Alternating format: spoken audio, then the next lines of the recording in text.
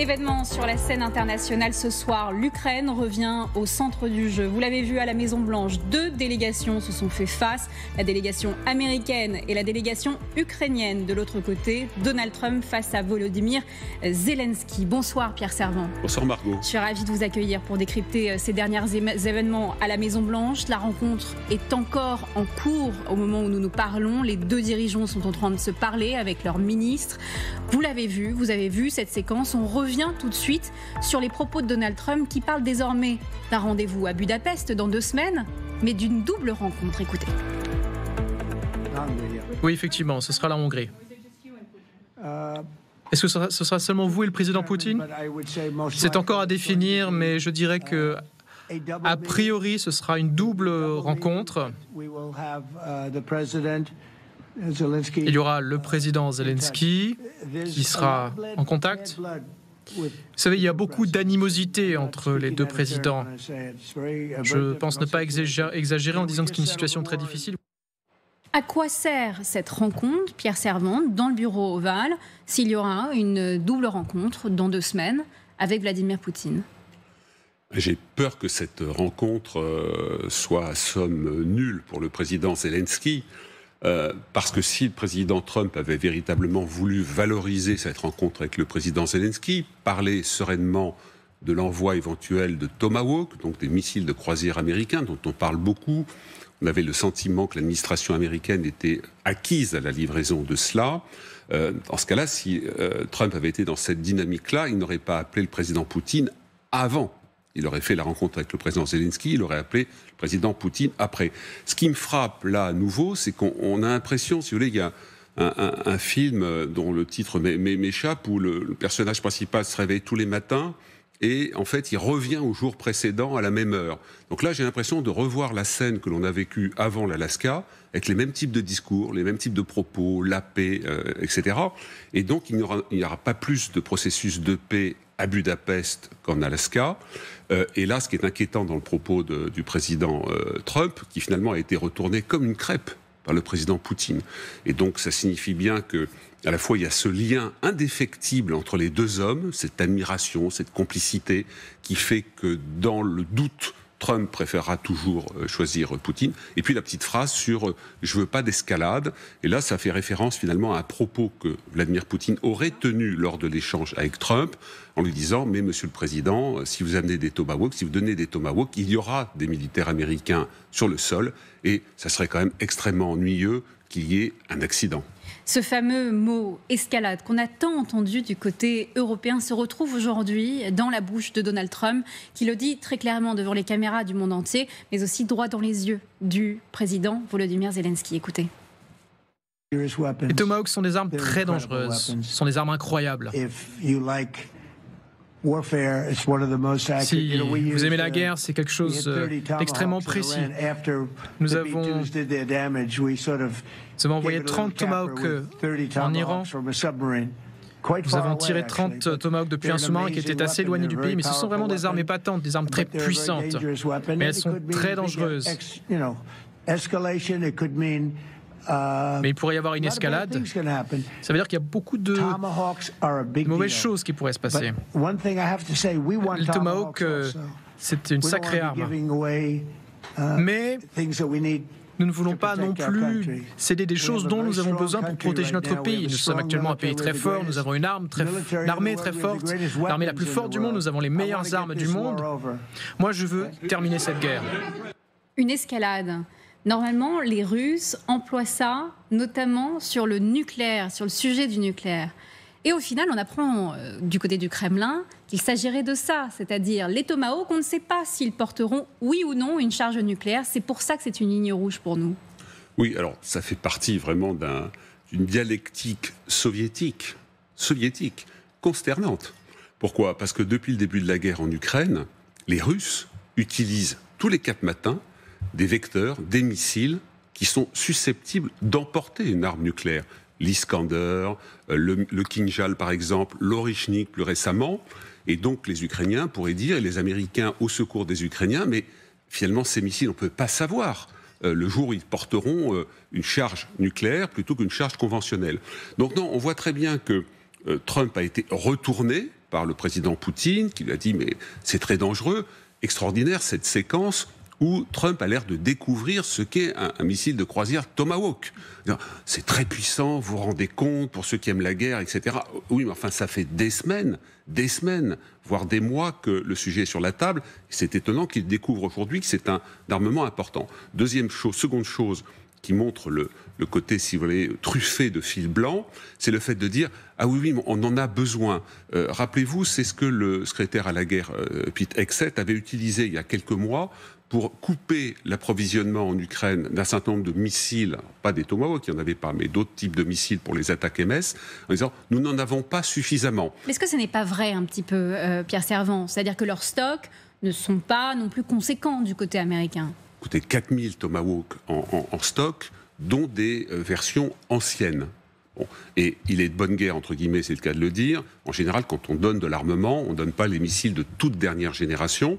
Donc, ceux de version ancienne, c'est 1600 km de portée. Voilà, au lieu de 2500 théoriques, parce qu'en fait, avec une charge conventionnelle, le Tomahawk, véritablement, est très efficace et très précis à 1100, 1200 km. Bon. Donc, en tout cas, même à 1600 sur les modèles anciens, et donc on peut ramener ça à 900, ça reste une arme assez importante. Les Américains en ont besoin. D'ailleurs, Donald Trump sent bien, parce que ses conseillers communication le lui ont dit, donnez pas trop le sentiment qu'on est à court, puisque votre discours depuis maintenant plusieurs mois, c'est de dire, vous avez vu comme je suis fort. Ça fait tâche pour le ministère de la guerre, disons-le. Ben oui, exactement, de donner ce sentiment. Voilà. Donc, et encore une fois, tout ça est cousu de fil blanc, parce que c'est maintenant, après l'appel de Poutine, que Donald Trump découvre qu'il n'a pas suffisamment, pauvre chéri, de missiles de croisière, et que par ailleurs, c'est un armement très important. Non, le problème, c'est qu'il a été retourné par Vladimir Poutine, et qu'on va vivre la même séquence qu'avant l'Alaska, car Poutine ne changera pas de pied. On dit souvent Trump varie, bien folle qui s'y fie. Poutine a l'avantage, dans la terreur, dans la prédation, d'être constant et d'avoir la même ligne. Donc on va vivre la même séquence avec une sorte de désamour, de dépit amoureux qui va réapparaître dans quelque temps. Et Trump n'arrive pas à se séparer de cette vieille relation, même si l'autre le balance, le balade, l'humilie. Comme un amoureux déçu, Trump revient à l'attaque de Vladimir Poutine pour essayer de renouer le lien exceptionnel, particulier qu'il a avec lui. C'est assez tragique. Pourtant, Volodymyr Zelensky lui a dit directement, il a osé et il a dit « Nous avons besoin de ces fameux Tomahawk ». Écoutez. Alors, bien entendu, nous sommes ici pour mettre un terme à cette guerre. On n'utilise pas seulement des Tomahawks dans cette guerre. Si on veut cibler des objectifs militaires, il faut des milliers de drones. Et ça accompagne ce genre de missiles. L'Ukraine dispose de ces milliers de drones, mais nous n'avons pas de Tomahawk. C'est pourquoi nous en avons besoin. Mais les États-Unis en produisent beaucoup. Les États-Unis disposent de Tomahawk et de missiles très puissants, mais ils peuvent également disposer de nos milliers de drones. C'est pour ça que nous pouvons travailler ensemble et nous pouvons renforcer la production américaine. En réalité, est-ce que les Ukrainiens ont vraiment besoin de ces Tomahawks sur le terrain? Ils ont déjà des missiles longue portée, même ceux qu'ils fabriquent eux-mêmes, les fameux Flamingo.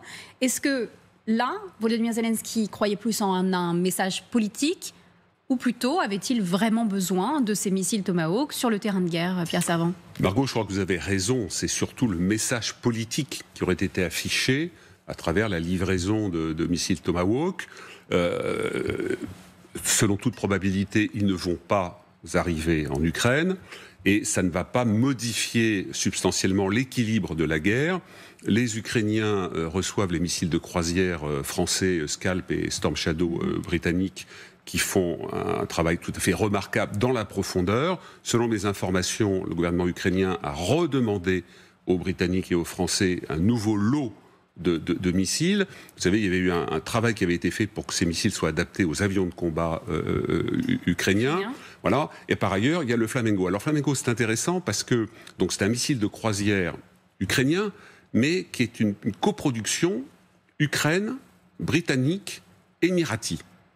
Donc c'est intéressant de voir que c'est parfois un petit peu en dessous, je dirais, du seuil d'information qu'on aborde, mais qu'il y a des coopérations internationales autour de l'Ukraine, et il y en a de plus en plus. Parce que de plus en plus de pays disent le pays dont on a à apprendre, c'est l'Ukraine. Ils innovent plus que nous. Ils innovent considérablement. Ils sont en guerre, ils payent le prix du sang.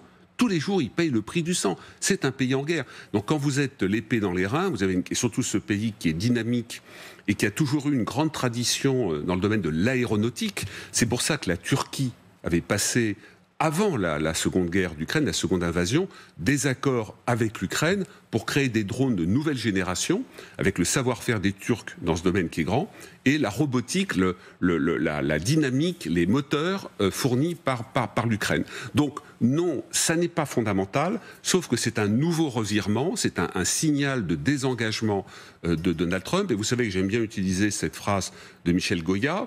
Ça marque à chaque fois que Donald Trump est passé à l'Est et que la notion de la paix par la force, il tourne autour, il l'a appliqué notamment dans le conflit de Gaza, mais là en Ukraine, le président Poutine arrive toujours à le séduire, à le retourner et finalement à le conduire à reculer. C'est assez paradoxal tout de même, Pierre Servan, puisqu'on sait que Donald Trump veut absolument que les pays européens, qui font partie du fameux plan PURL, qui est le plan pour envoyer des armes à l'Ukraine, en achetant américain, c'est une priorité de Donald Trump. Acheter américain, c'est son message à chaque fois qu'il est sur la scène internationale.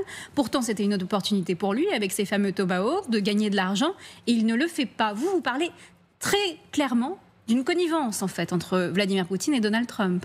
Oui, alors sans aller jusqu'à ce qui a pu être évoqué ici ou là, le fait qu'il serait un ancien agent du KGB, etc. Moi, j'y crois pas du tout, parce que Donald Trump, si vous voulez, c'est le portrait type du gars qu'il faut absolument pas engager dans un service secret. Il parle trop. Il parle trop, les femmes, l'argent, la séduction, la grosse tête. Enfin, si vous voulez, c'est l'antithèse. Alors, j'allais dire de James Bond. James Bond, dans les films, aime bien les femmes, etc. Mais c'est l'antithèse du vrai agent secret. On a la chance d'avoir sur le plateau d'LCI, vous l'avez eu tout à l'heure, Vincent Crouzet, qui est un vrai ancien agent de la DGSE. Si vous voulez, c'est quelqu'un pour lequel j'ai beaucoup d'affection et d'admiration. C'est l'antithèse d'un personnage comme Trump. Donc non, c'est pas un ancien agent secret, mais il y a une admiration, une complicité. Poutine a trouvé les mots à plusieurs reprises en lui disant « mais si vous aviez été au pouvoir, si on ne vous avait pas volé votre élection, cette guerre n'aurait jamais démarré ». C'est du lait, c'est du miel pour Donald Trump.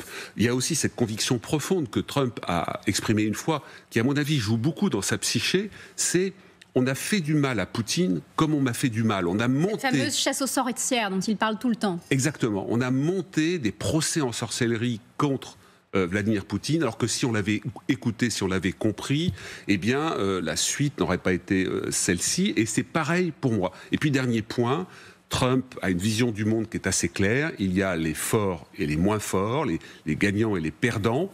Pour lui, Poutine est un fort et un gagnant, encore que ces derniers temps, le grand talent de Zelensky, c'est de lui avoir montré, d'où la phrase sur le tigre de papier que Trump a utilisée face à l'armée russe, qui est une réalité.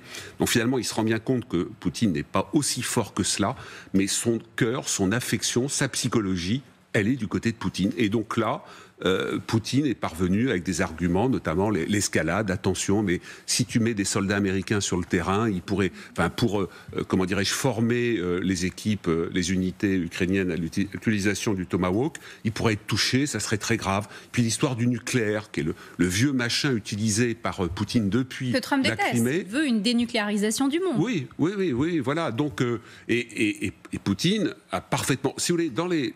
Dieu sait que je dénonce et nous dénonçons à plateau le fonctionnement du Kremlin, qui est vraiment une agence mafieuse. Les Russes ne sont pas des idiots. Ils ont des équipes héritières de l'époque soviétique de manipulation, de déstabilisation, de mensonges, etc. et d'analyse psychologique des autres. Ils connaissent très bien le monde occidental également. Ils connaissent parfaitement le monde occidental, ils nous connaissent nous. Et Poutine connaît parfaitement le mode de fonctionnement de Trump. Et puis réellement, lors du premier mandat de Trump, il a échangé directement avec lui, il a une compréhension du personnage, et il sait parfaitement jouer le deuxième, le troisième, le quatrième, le cinquième degré, là où Trump est au premier degré. Est-ce qu'il n'y a pas une autre ligne rouge, Pierre Servan, c'est-à-dire la présence potentielle de soldats américains sur le territoire ukrainien si des Tomahawks étaient donnés à l'Ukraine? Est-ce que, forcément, les Ukrainiens auraient besoin de soldats américains pour la mise en condition opérationnelle des Tomahawks? Oui, non. Oui, ils auraient besoin de soldats américains pour la mise en œuvre des Tomahawks, d'autant plus que les Tomahawks américains ne peuvent être tirés que des bâtiments de l'US Navy, c'est-à-dire des porte-avions, des sous-marins, etc. Et les Ukrainiens n'en ont pas. Donc ce qui nécessiterait le fait d'adapter les Tomahawks sur des avions ou sur d'autres plateformes. Donc, mais cette chose-là peut se faire en Pologne. Donc il est tout à fait possible d'aider les Ukrainiens à s'adapter. Ils ont une grande capacité en Pologne ou dans un autre pays européen, et ensuite les Ukrainiens transfèrent eux-mêmes, par leurs propres moyens, avec leurs soldats, ces outils dans leur pays. Donc on peut parfaitement, s'il y avait une volonté de le faire, on peut le faire sans exposer sur le terrain des soldats américains. Dans 2 semaines, c'est ce que dit le Kremlin concernant cette fameuse rencontre entre Donald Trump et Vladimir Poutine. Ça se passera à Budapest, en Hongrie, sous l'égide de Viktor Orban. On apprend également ce soir qu'il y aura aussi une rencontre séparée entre Donald Trump et Volodymyr Zelensky à Budapest, en Hongrie. Est-ce que Vladimir Poutine est réellement prêt à mettre fin à cette guerre, ou ne serait-ce qu'à un cessez-le-feu? Écoutez les 2 versions ce soir à la Maison-Blanche. Je pense qu'il acceptera. Je pense que le président Poutine veut terminer cette guerre. Je me suis entretenu hier avec lui pendant 2h30. Nous avons revu beaucoup de détails. Il veut mettre un terme à cette guerre. Je pense que c'est également le cas du président Zelensky. Maintenant, il faut s'y atteler. Je pense que c'est une bonne dynamique pour mettre un terme à la guerre entre la Russie et l'Ukraine. Nous pensons que Poutine n'est pas prêt. Mais j'ai bon espoir qu'avec votre aide, nous pourrons mettre un terme à cette guerre. On voit qu'ils n'avancent pas vraiment sur le champ de bataille, c'est une bonne chose. Ils essuient beaucoup de pertes sur le plan économique et en termes de vie. Nous sommes à un moment très important.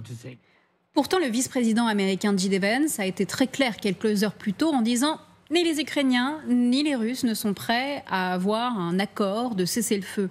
Pourtant, Donald Trump est assez clair à la Maison-Blanche. Il le dit face à Volodymyr Zelensky. Les Russes sont prêts. Je pense que Poutine est prêt. Comment vous l'expliquez ?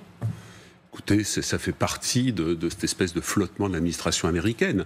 Le propos de J.D. Vance en disant « ni les uns ni les autres ne sont prêts à un cessez-le-feu, etc. », c'est un mensonge. C'est pas une interprétation de ma part, c'est un mensonge. Les Ukrainiens ont accepté, il y a plusieurs mois, la proposition américaine d'une rencontre. Les Ukrainiens ont dit oui, nous acceptons votre proposition d'un cessez-le-feu sur terre, mer et également dans le ciel. Alors qu'au début, les Ukrainiens étaient plutôt sur un cessez-le-feu plus partiel. Les Ukrainiens ont dit nous sommes d'accord. Après, les équipes américaines ont ramé et n'ont rien obtenu. Donc on retrouve dans le propos de J.D. Vance, comme parfois de Trump, cette erreur fondamentale de jugement consistant à placer sur le même niveau l'agressé et l'agresseur. Ce qui avait été consacré par le secrétaire général de l'OTAN, Mark Rutte, d'une façon scandaleuse, sur le thème, oui, quand les enfants se disputent dans la cour de récréation, il faut que papa intervienne, papa Trump. Quelle déliquescence. Moi, j'ai peur des analyses des historiens dans 10 ou 20 ans sur ce type de propos. Donc cette approche, elle est fausse. Le propos de Vance est mensonger. Mais c'est toujours cette façon d'essayer de dire, oui, finalement, on ne va pas s'engager puisque les deux font leur tête et finalement, on arrivera bien, au bout d'un moment, à les faire évoluer l'un ou l'autre. Non. Vous avez un prédateur qui a une vraie vision stratégique, qui a une vraie alliance stratégique avec la Chine. Et Trump se gourre une nouvelle fois.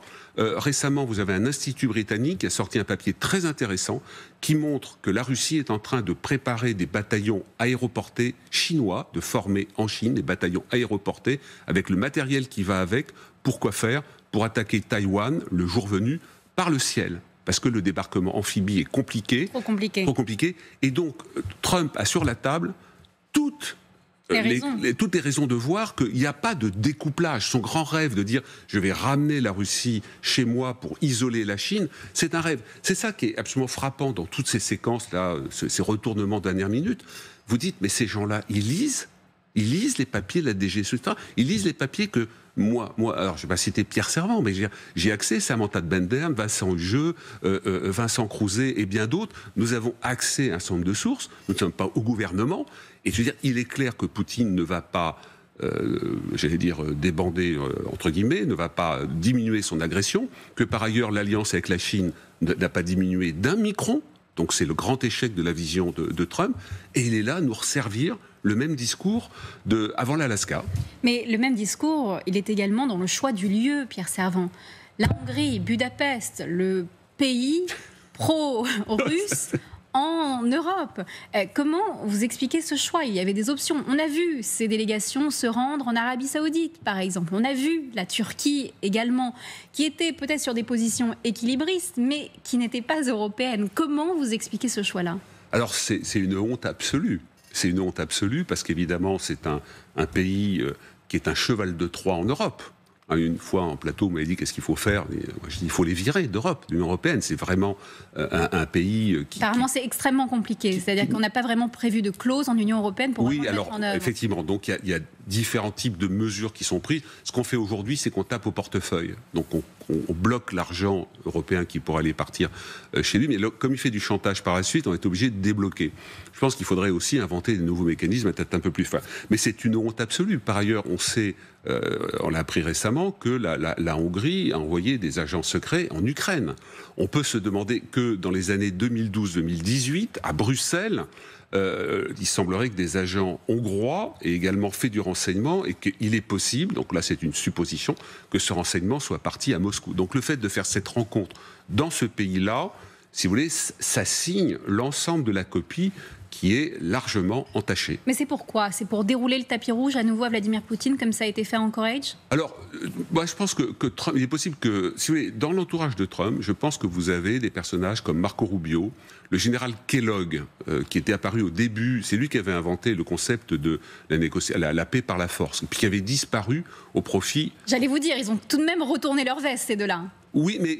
Kellogg, il a plutôt disparu du paysage. Et puis on l'a vu revenir il y a quelques mois en disant, 1, l'économie russe va dans le mur, 2, l'armée russe va dans le mur, il est revenu dans le paysage. Donc ce que je veux dire, c'est que vous avez autour de Trump des personnages réalistes, et puis certains comme Vance, qui considèrent que tout ça, on n'en a rien à faire. Et il est possible que ce soit ce personnage ou cet entourage qui lui dit, mais la Hongrie, c'est formidable parce que Poutine ne sera pas arrêté en Hongrie, puisque la Hongrie a dénoncé son adhésion à la Cour pénale internationale.